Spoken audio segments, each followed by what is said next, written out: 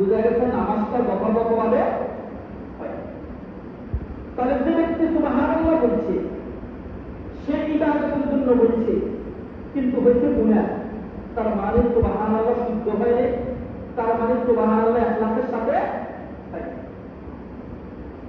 বরং অনেক সময় দেখবেন একজনের করে ডাক দিতে গেল, একজনে জিকির করা, আরেকজনে বলে বুজুর্গ করা, মানে ঠাট্টা করে, তাহলে গুনাহ হচ্ছে না? তারা বলবে গুনাহ হচ্ছে না?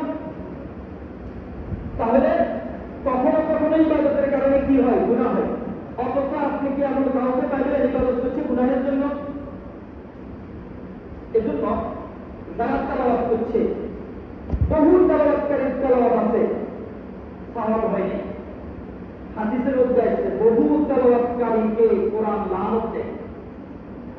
বহু তেলাওয়াতকারীকে কোরআন কি দেয়? মানে তার কোরআন তেলাওয়াতের কারণে কোরআন নিজেই কষ্ট পায়, তার তেলাওয়াতের কারণে কোরআন নিজেই কি পায়? কষ্ট পায়। তাহলে এজন্য অনেকে গেছে তেলাওয়াত করে নাই, আবার যারা তেলাওয়াত করছে এদের মধ্যে অনেকের শুদ্ধ নয়, আবার হাজারে এক দুজন আছে শুদ্ধ হচ্ছে।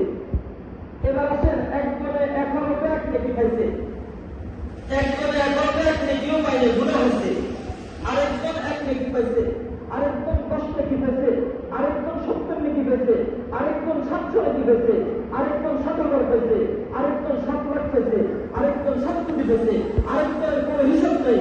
ইজোয়াই তুলিমাই আসা অগণিত পাইছে, বলে কত মহান।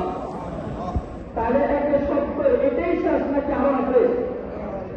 এখন বেশি পাবে কারা? যার আমলে ইখলাস যত বেশি হবে। বলেন কি বলছি? বলেন যার আমলের মধ্যে ইখলাস যত বেশি হবে। আমার ইবাদত শুধুমাত্র তার জন্য, যার আমলের মধ্যে ইখলাস যত বেশি হবে, যার আমলের মধ্যে আল্লাহর ভয় যত বেশি হবে, যার আমলের মধ্যে আল্লাহর সন্তুষ্টির আশা যত বেশি হবে, তার পর্যায়ক্রমে এত বেশি থাকবে, আল্লাহ কি পরিমাণ দিবেন বিগয়নি হিসাব সেটা আল্লাহ জানে, আর ফেরেশতা জানে, আমরা জানি। তাহলে আমরা তো বলি একে সত্য, এটাই শেষ নাকি আরো আছে? কত বেশি আছে আমরা জানবো? আরে আমরা তো নির্ধারণ করে দেন না, আল্লাহ বলছি হৃদয় খুলিবেন না, আমি যাকে চাই তাকে অগণিত দিয়ে। আচ্ছা, যেখানে আল্লাহ বলছেন অগণিত দেন, কি পরিমাণ হতে পারে কল্পনা করেন? তাহলে এক সেন্সের দাম কত হতে পারে?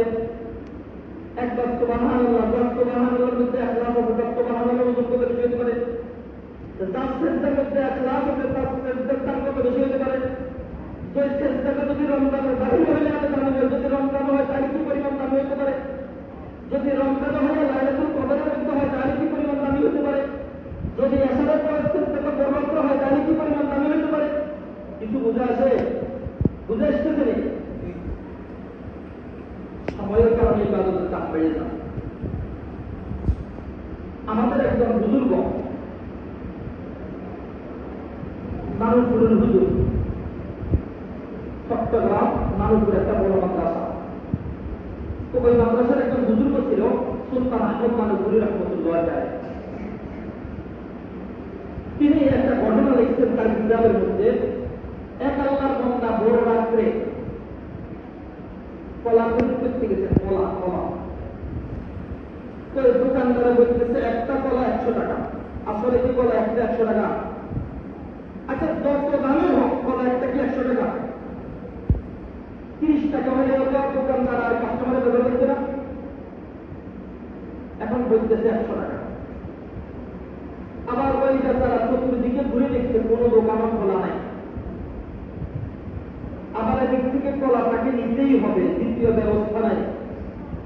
100 টাকা হলে কি নিবে কি নিবে না? 100 টাকা হলে নিবে না? নিবে। এমনি কি দামটা কি অল্প না অনেক বেশি? অনেক বেশি। তারপরে নিবে কিনা?